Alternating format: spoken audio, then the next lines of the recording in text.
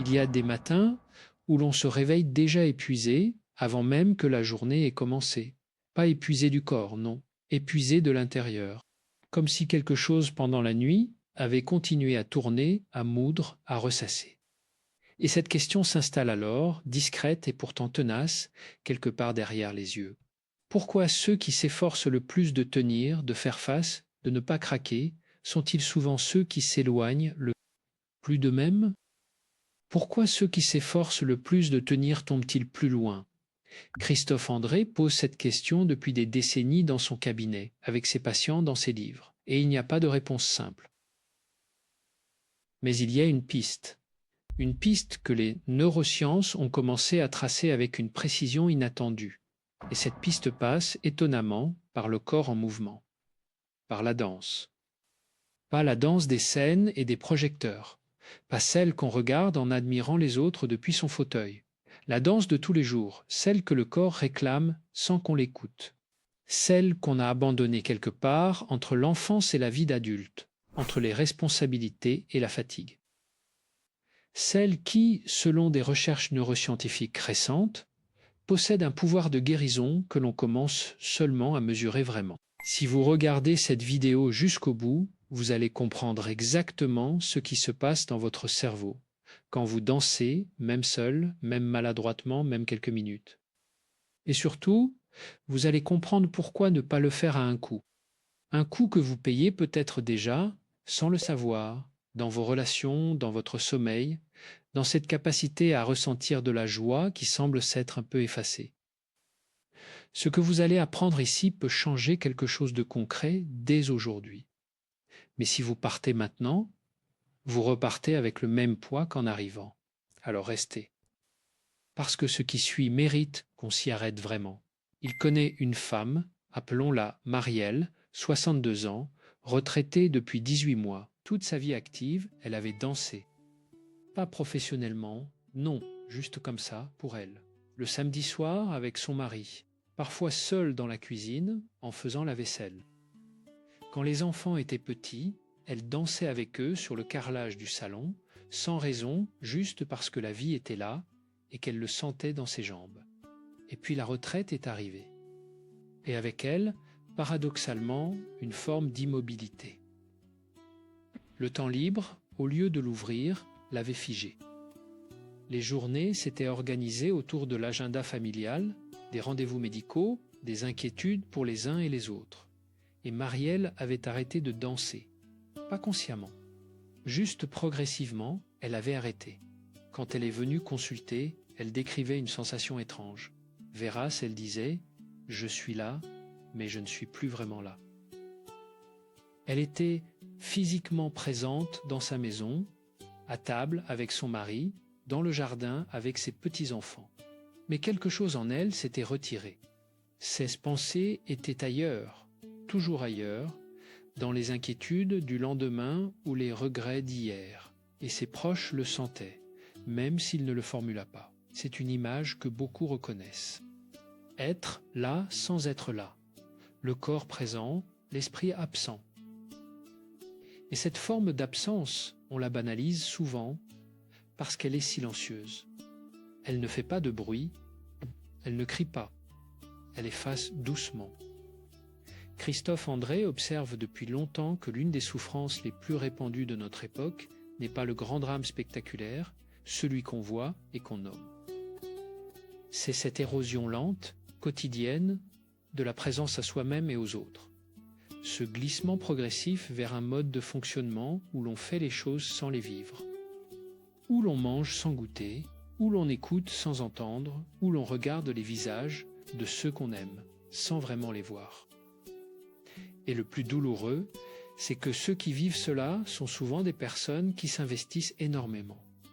Des personnes consciencieuses, attentionnées, qui font beaucoup pour les autres. Mais qui se sont progressivement déconnectées de leur propre sol intérieur, comme un arbre dont les racines auraient perdu contact avec la terre.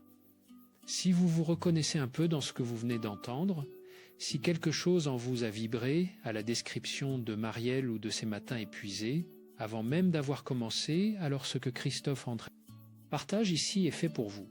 Et il y a sur cette chaîne d'autres conversations comme celle-ci, d'autres espaces où la psychiatrie, la méditation et la psychologie se rejoignent pour offrir quelque chose de concret, quelque chose que vous pouvez emporter avec vous. Si vous trouvez que ces réflexions vous font du bien, peut-être qu'elles feront du bien à quelqu'un que vous connaissez aussi. Partager, c'est déjà un acte de présence. Mais revenons à cette question. Pourquoi ceux qui s'efforcent le plus de tenir tombent-ils plus loin? Mira, parce que tenir, dans notre culture, ça signifie souvent contrôler. Contrôler ses pensées, ses émotions, ça fatigue. Ne pas montrer. Continuer quand même. Et le corps, dans tout ça, devient un outil au service de la volonté. On lui demande de fonctionner. On lui demande de ne pas flancher. Mais on ne lui demande plus de vivre. Et c'est là que quelque chose se casse, silencieusement, profondément. Le cerveau humain est un organe qui a évolué pendant des millions d'années dans un contexte où le mouvement et l'émotion étaient indissociables. Nos ancêtres ne pensaient pas ainsi. Ils pensaient en marchant, en courant, en portant, en cherchant. Leur système nerveux était organisé autour d'un principe fondamental. Le corps et l'esprit forment un seul et même système. Pas deux entités séparées que l'on peut gérer indépendamment. Quand on immobilise ce système, quand on demande au corps de rester statique pendant que l'esprit tourne à plein régime, quelque chose se dérègle. Les neuroscientifiques ont un nom pour ce dérèglement, la déconnexion somatique. Et ses conséquences sont bien plus graves qu'on ne le pense généralement. Figeat, des études publiées ces dernières années dans des revues de neurosciences, ont montré que le mouvement rythmique, et en particulier la danse, active simultanément plusieurs régions du cerveau qui, dans les états d'anxiété chronique ou de rumination, sont précisément celles qui sont soit en suractivité, soit en sous-activité. La danse réorganise littéralement l'activité cérébrale. Elle n'est pas un loisir superficiel. Elle est, selon des chercheurs comme Peter Lovat à l'université de Hertfordshire ou les équipes qui travaillent sur la neuroplasticité, une forme de thérapie neurologique à part entière. Mais avant d'aller plus loin dans ce que la science révèle, il faut comprendre ce qui se passe quand on ne danse pas, quand le corps est immobile et l'esprit en feu, parce que c'est là que réside le vrai danger. Celui dont on parle rarement avec assez de clarté.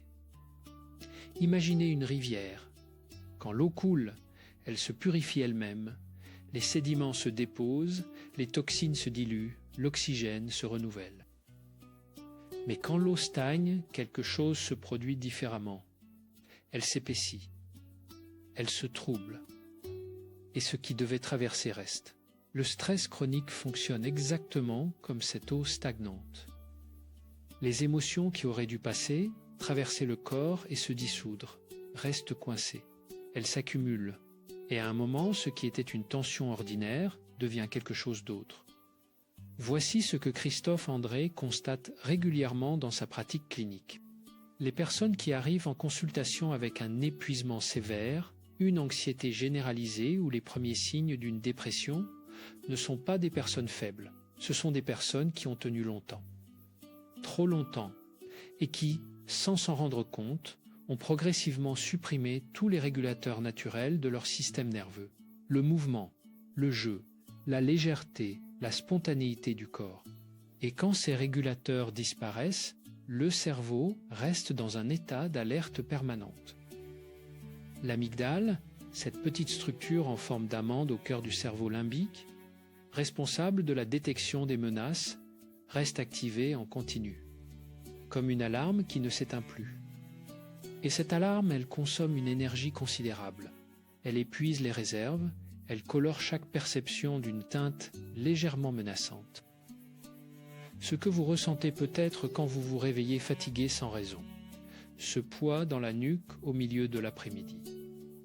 Cette incapacité à vous détendre vraiment, même quand vous êtes chez vous, même quand tout va bien objectivement. Ce n'est pas de la faiblesse. C'est un cerveau qui est resté trop longtemps en mode survie et qui a perdu le chemin du retour vers le calme. Et si on ne fait rien, si on continue à fonctionner de la même façon, en ajoutant de la volonté là où il faudrait de la douceur, en se forçant à tenir là où il faudrait lâcher. La trajectoire est prévisible. Ce n'est pas une opinion, c'est ce que les données cliniques montrent avec une régularité troublante. L'épuisement qui était occasionnel devient chronique, le sommeil, déjà fragile, se dégrade davantage. La capacité à ressentir du plaisir, ce que les psychiatres appellent l'anédonie, s'émousse progressivement, et ce qui était une fatigue devient quelque chose que l'on doit nommer avec précision, un trouble dépressif. Pas un caprice, pas une faiblesse de caractère, un état clinique qui a ses mécanismes, ses causes et ses conséquences. Pourquoi ceux qui s'efforcent le plus de tenir tombent-ils plus loin? Parce que l'effort sans régénération est une dette, et les dettes biologiques se remboursent toujours, d'une façon ou d'une autre, mais ce n'est pas tout. Parce qu'il y a quelque chose que l'on ne mesure pas toujours suffisamment. Quelque chose qui touche non pas seulement la personne elle-même, mais ceux qui l'entourent. Et c'est peut-être la partie la plus douloureuse de tout cela. Il y a un patient, appelons-le Bernard, 67 ans, ancien cadre, père de 3 enfants adultes. Quand il est venu consulter, il ne comprenait pas pourquoi sa femme lui disait qu'elle se sentait seule malgré sa présence. Il était là, il rentrait à la maison, il répondait quand on lui parlait. Mais sa femme disait qu'il n'était pas vraiment là. Et ses enfants, quand ils appelaient, avaient commencé à espacer les appels sans vraiment savoir pourquoi. Bernard avait passé des années à porter les inquiétudes de sa famille, les finances, la santé de ses parents vieillissants, les difficultés de ses enfants. Il avait tenu, admirablement. Mais pour tenir, il avait dû se couper progressivement de ses propres émotions. Il avait appris à ne pas ressentir, parce que ressentir prenait de l'énergie qu'il ne pouvait pas se permettre de dépenser. Et en apprenant à ne pas ressentir pour lui-même, il avait perdu la capacité de ressentir avec les autres. C'est ce que les neuroscientifiques appellent la fatigue empathique. Et elle est directement liée à la déconnexion du corps. Parce que l'empathie, la vraie, celle qui crée le lien, ne passe pas seulement par les mots. Elle passe par les micro-expressions, par la posture, par le tonus musculaire, par cette résonance corporelle que les chercheurs étudient sous le terme de résonance motrice. Quand le corps est figé, quand il est déconnecté de ses propres sensations, cette résonance disparaît. Et les proches le sentent, même sans pouvoir le nommer. Les enfants de Bernard le sentaient, sa femme le sentait. Et lui, sans le savoir, transmettait à ceux qu'il aimait le plus une forme de solitude que personne n'avait choisie. Escucha, voilà ce que l'on ne dit pas assez. Le coût de l'absence intérieure ne se paie pas seulement sur soi. Il se paie sur les relations, sur les liens. Sur cette chaleur que les proches ont besoin de recevoir, et qui ne peut venir que d'une présence réelle, incarnée, vivante. Et quand ces liens s'effilochent, quand la distance s'installe progressivement dans une famille, dans un couple, on cherche souvent des explications extérieures. On parle de malentendus, de fatigue de l'autre, de circonstances. Mais parfois, la vraie cause est plus simple et plus profonde. Quelqu'un s'est perdu. Quelqu'un a cessé d'habiter son propre corps. Et en cessant d'habiter son propre corps, il a cessé d'habiter pleinement la vie de ceux qu'il aime. C'est pour cela que ce que Christophe André va partager maintenant n'est pas anodin. Ce n'est pas une technique de bien-être parmi d'autres. C'est une question de vie, une question de présence, une question de ce qu'on laisse derrière soi quand on part. Mais d'abord, une question que vous vous posez peut-être. Pourquoi la danse, spécifiquement? Pourquoi pas la marche, le sport, le yoga? Qu'est-ce que la danse a de particulier que les neurosciences ont commencé à identifier avec une telle précision? La réponse est dans la complexité du mouvement dansé et dans quelque chose que les chercheurs ont mis du temps à nommer clairement. Quand on marche, le cerveau gère un mouvement régulier, prévisible, automatisé. C'est bénéfique. Les études sur la marche et la santé mentale sont nombreuses et solides, mais le cerveau, assez rapidement, met ce mouvement en pilote automatique. Il n'a plus besoin d'être pleinement présent. Il peut continuer à ruminer, à anticiper, à ressasser pendant que les jambes avancent. La danse, elle brise ce pilote automatique. Parce que la danse demande une attention corporelle qui ne peut pas coexister avec la rumination. Quand on danse, même simplement, même seul dans sa cuisine, le cerveau doit gérer simultanément le rythme, l'équilibre, la coordination des différentes parties du corps et quand il y a de la musique, le traitement auditif et émotionnel de cette musique. Cette complexité cognitive et sensorielle est précisément ce qui interrompt les circuits de la rumination. Les neuroscientifiques ont montré que la danse active le cervelet, responsable de la coordination et de l'apprentissage moteur, le cortex moteur, le cortex auditif et, point crucial, le système limbique, le siège des émotions. Mais elle active aussi quelque chose de particulier, le circuit de la récompense, celui qui libère la dopamine. Ce même circuit qui est sous-activé dans les états dépressifs et qui, quand il fonctionne bien, est responsable de ce sentiment que la vie vaut la peine d'être vécue. Ce n'est pas une métaphore. Ce sont des processus neurobiologiques mesurables. Des études d'imagerie cérébrale ont montré que 20 minutes de danse libre produisent une activation du circuit de la récompense comparable à celle provoquée par certains médicaments antidépresseurs. Avec, en plus, des bénéfices sur la mémoire, l'équilibre et la connexion sociale que les médicaments n'offrent pas. Vérace, mais il y a quelque chose d'encore plus fondamental. Quelque chose que Christophe André relie directement à sa pratique de la pleine conscience. La danse est par nature une pratique de pleine conscience du corps. Pas parce qu'elle est douce ou lente, elle peut être vigoureuse, intense, explosive, mais parce qu'elle exige une habitation du corps dans le moment présent qui ne peut pas être simulée.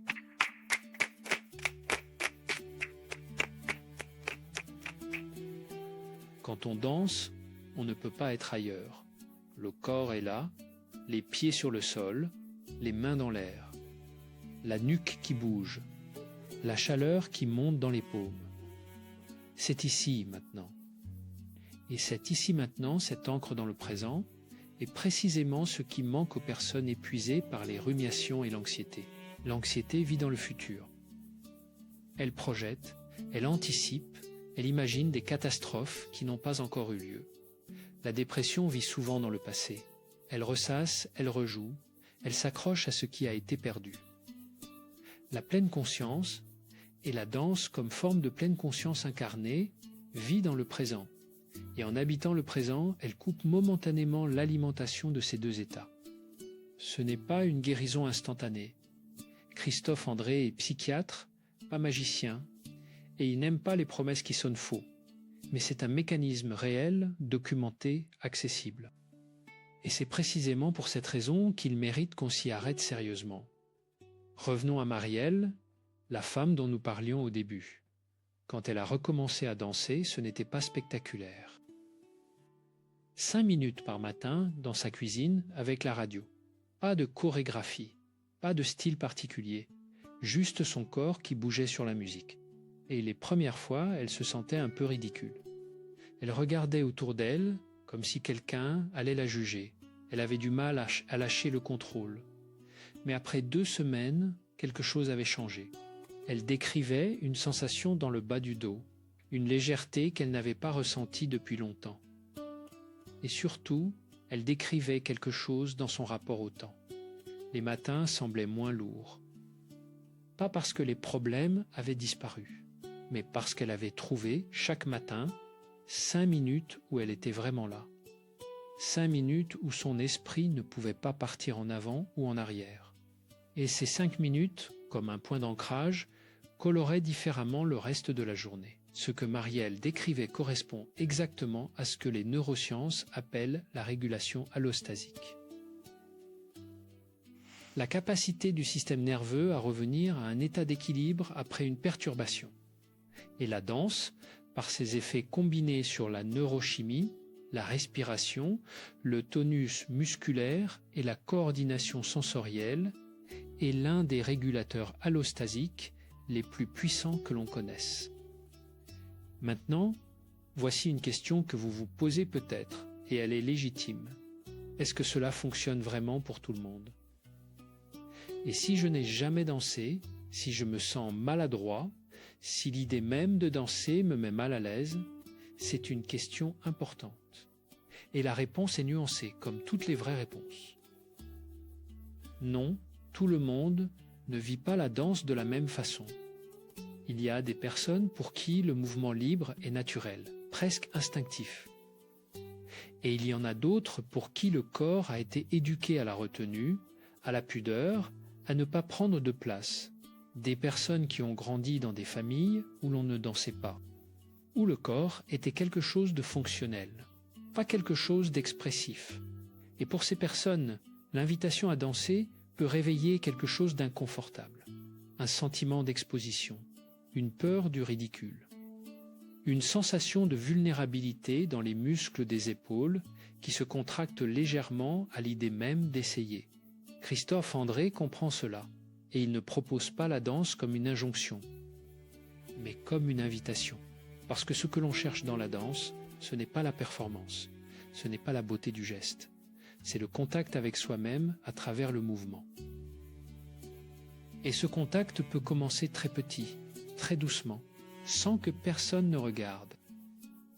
Voici quelque chose que les recherches de Bessel van der Kolk, psychiatre et auteur de travaux fondamentaux sur le trauma et le corps, ont mis en lumière avec une force particulière. Le corps garde la trace de tout ce que l'esprit a traversé. Les peurs, les deuils, les tensions accumulées, les joies réprimées. Tout cela vit quelque part dans le corps, dans la façon dont on tient les mâchoires, dans la rigidité des hanches, dans cette fatigue inexpliquée qui s'installe dans les bras en fin de journée.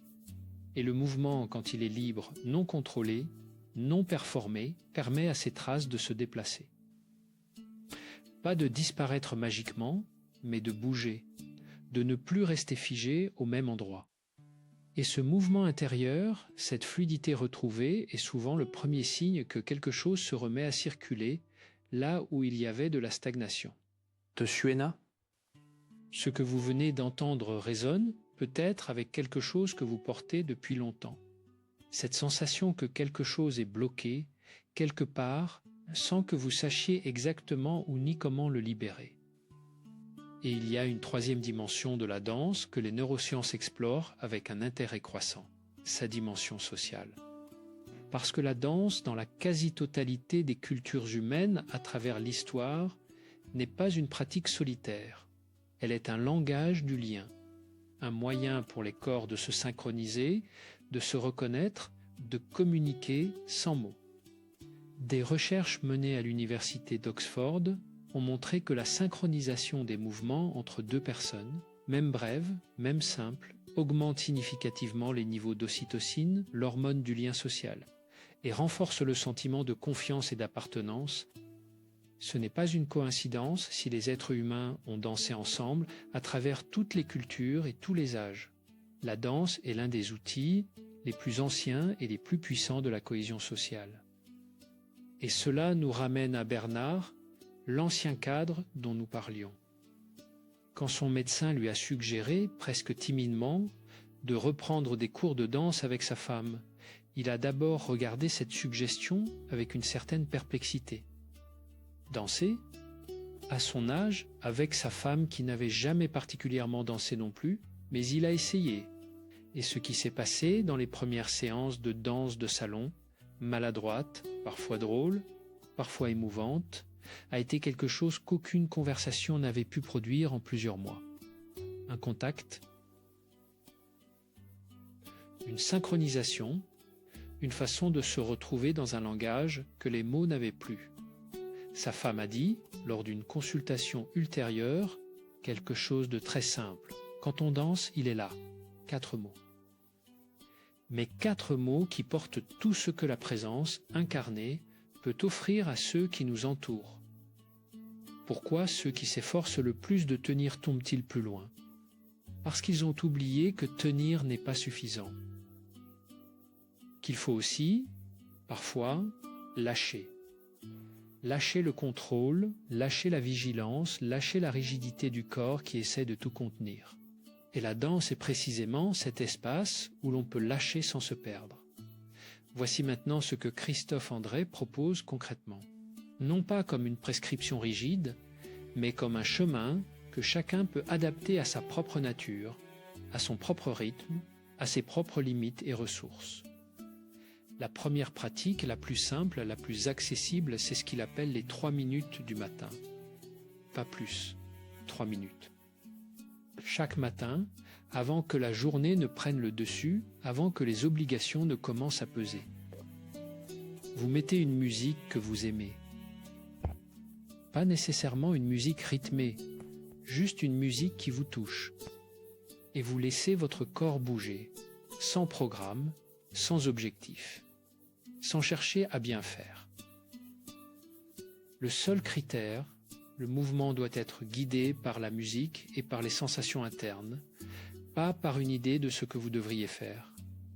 Au début, beaucoup de personnes rapportent une résistance, une rigidité dans les hanches, une conscience gênante de leur corps dans l'espace. C'est normal, c'est même un signe que le corps a été longtemps tenu à l'écart de sa propre expression. Et cette résistance, si on la laisse être là sans la combattre, si on lui dit simplement « oui, je te vois, tu peux rester », commence généralement à se ramollir après quelques jours. Ce que cette pratique fait neurobiologiquement, elle active le cortex préfrontal ventromédial, la région du cerveau associée à l'autocompassion et à la régulation émotionnelle, tout en diminuant l'activité de l'amygdale. En d'autres termes, elle commence à éteindre l'alarme permanente et à allumer quelque chose de plus doux, de plus ancré. La deuxième pratique, plus profonde, est ce que Christophe André appelle le scan dansé. C'est une fusion entre la technique du balayage corporel, classique dans les protocoles de pleine conscience, et le mouvement. Voici comment cela se pratique.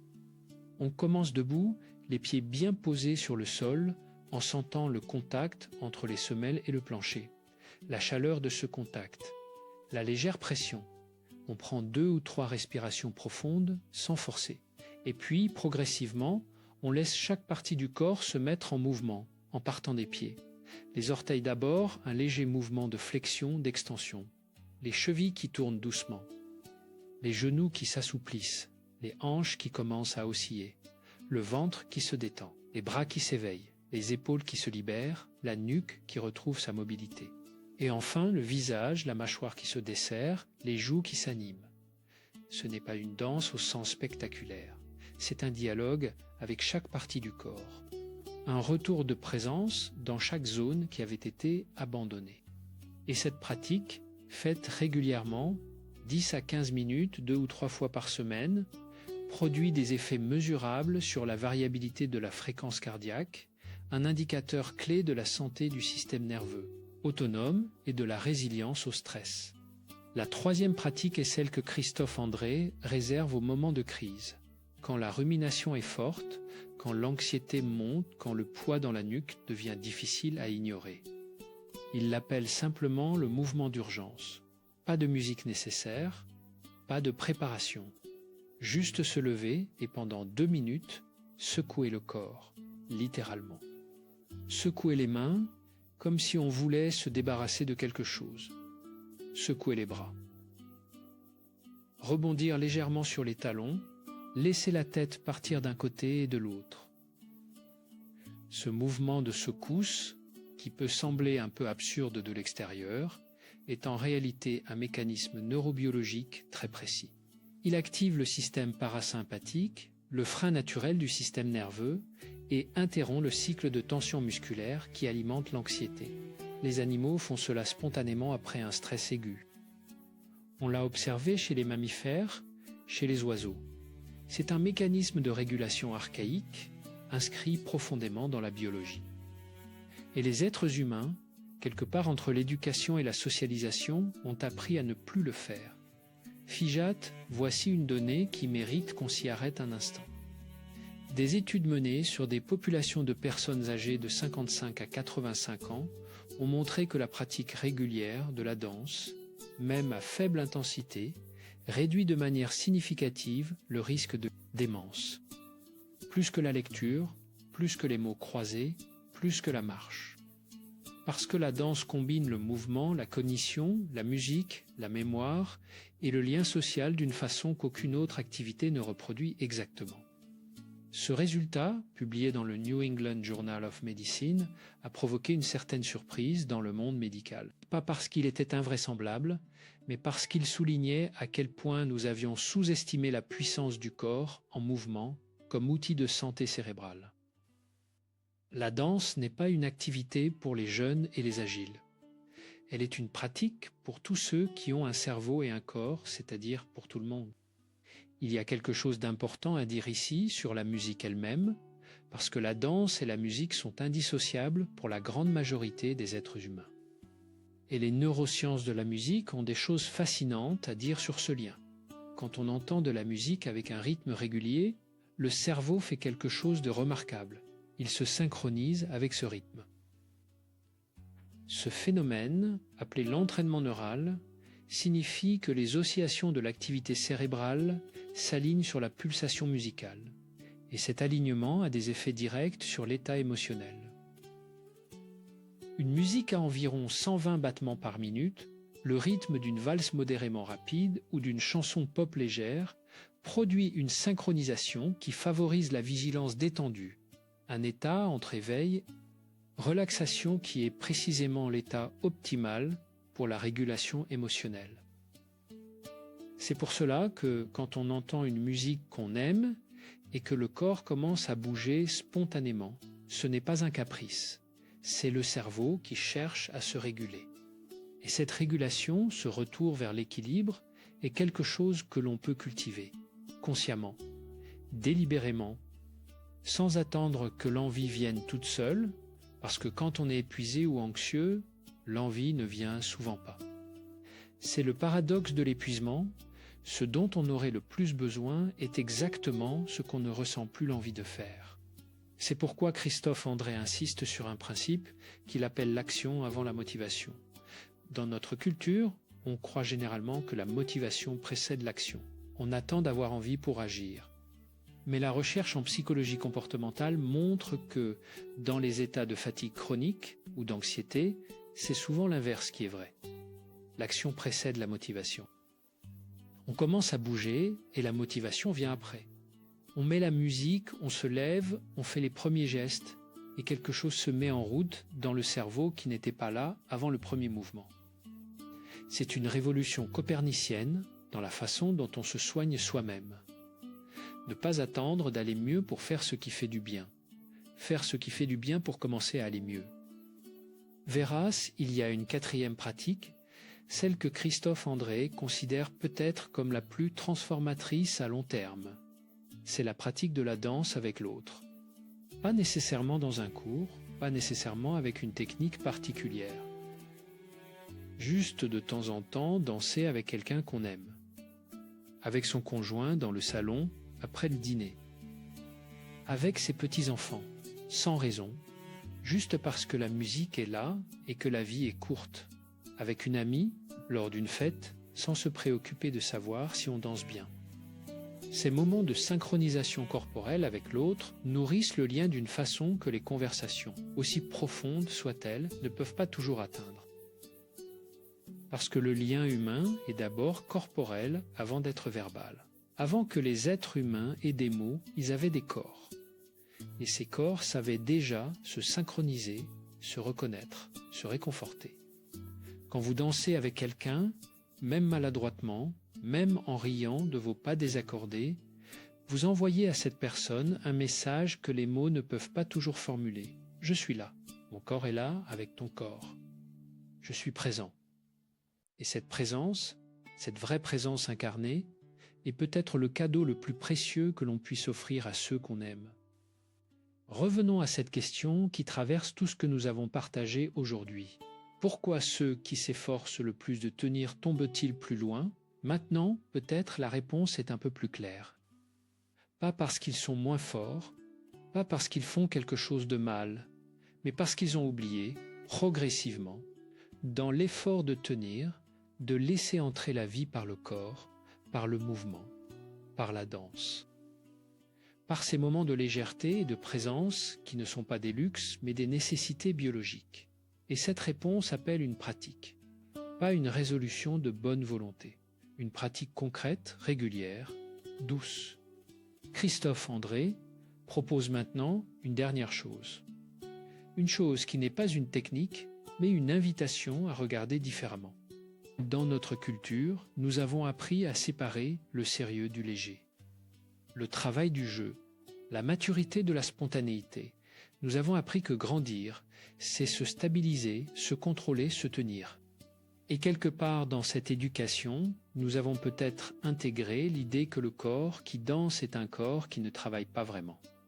Un corps qui se distrait, un corps qui perd du temps. Mais les neurosciences nous disent quelque chose de fondamentalement différent. Elles nous disent que le corps qui danse est un cerveau qui se répare, un système nerveux qui se rééquilibre, une mémoire qui s'entretient, un lien social qui se renforce, un être humain qui s'enseigne à lui-même, par le mouvement, que la vie vaut la peine d'être habitée pleinement. Ce n'est pas de la frivolité, c'est de la sagesse biologique ancienne, confirmée aujourd'hui par les instruments les plus précis de la science moderne. Alors voici ce que Christophe André vous invite à faire aujourd'hui, pas demain.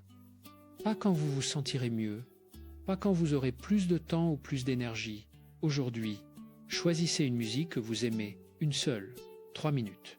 Levez-vous de votre siège et laissez votre corps bouger, comme il veut, comme il peut, sans vous juger, sans vous regarder, sans chercher à bien faire, juste bouger. Et observez ce qui se passe dans votre corps pendant ces 3 minutes. Observez ce qui se passe dans la base de votre gorge, là où parfois la tension s'accumule sans qu'on y prête attention.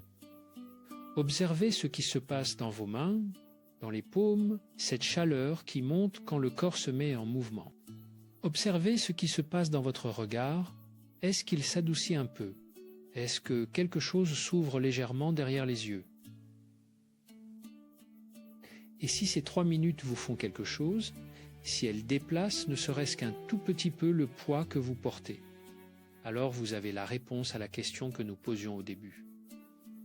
Vous savez maintenant ce que la danse peut faire. Vous l'avez senti dans votre corps avant de le comprendre dans votre tête. Et c'est peut-être cela, la leçon la plus profonde des neurosciences appliquée à la danse. Que le corps sait des choses que l'esprit met du temps à apprendre. Que le mouvement précède la compréhension, que parfois pour guérir, il faut commencer par bouger.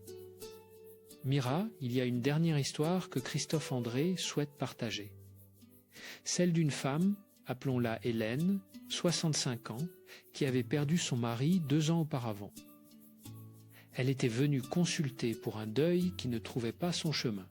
Elle décrivait une immobilité intérieure profonde, comme si elle avait été pétrifiée, comme si le sol sous ses pieds avait cessé d'être solide. Elle avait toujours aimé danser, mais depuis la mort de son mari, l'idée de danser lui semblait obscène. Danser sans lui.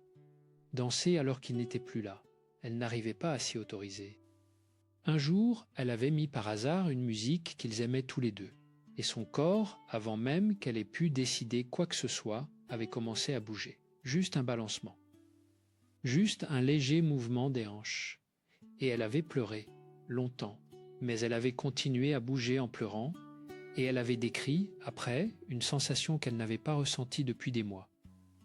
Une sensation de contact avec quelque chose de vivant en elle. Pas de la joie, pas encore, mais quelque chose de vivant. Ce moment avait été un tournant dans son deuil, pas parce que la danse avait effacé la douleur, mais parce qu'elle lui avait montré que la douleur pouvait se mouvoir, qu'elle n'était pas condamnée à rester figée pour toujours au même endroit. Le deuil, comme l'anxiété, comme la dépression, comme la fatigue chronique, a besoin de mouvement pour trouver son chemin. Pas le mouvement de la fuite, pas le mouvement de l'agitation. Le mouvement doux, conscient, habité, qui dit au système nerveux « tu peux te réguler, tu peux passer par là, tu peux continuer à vivre ». Et la danse, dans toute sa diversité, dans toute sa simplicité parfois, est l'un des chemins les plus directs vers ce mouvement-là. Pourquoi ceux qui s'efforcent le plus de tenir tombent-ils plus loin? Parce que tenir longtemps, sans jamais laisser le corps se libérer, c'est comme retenir sa respiration. On peut le faire un moment, on peut même devenir très habile à le faire. Mais à un moment, le corps reprend ses droits. Et la reprise est d'autant plus brutale que l'effort de retenue a été long. La danse n'est pas la solution à tout. Christophe André n'a jamais prétendu que la santé mentale se réduisait à une seule pratique. Mais elle est une porte vers le corps, une porte vers le présent, une porte vers les autres. Et une porte vers cette partie de soi qui sait encore, malgré tout, malgré les années et les épreuves et les fatigues accumulées, que la vie peut être légère, que la joie n'est pas définitivement perdue, qu'elle est là, quelque part dans le mouvement, attendant d'être retrouvée. La science l'a confirmé, le corps le sait depuis toujours, il ne reste plus qu'à faire le premier pas. Et ce premier pas, c'est vous qui pouvez le faire, maintenant, aujourd'hui, avec la musique de votre choix, dans la pièce où vous vous trouvez, sans personne pour vous juger. Juste vous, votre corps, la musique et 3 minutes de présence à vous-même. C'est tout ce qu'il faut pour commencer. Et parfois, commencer suffit à tout changer.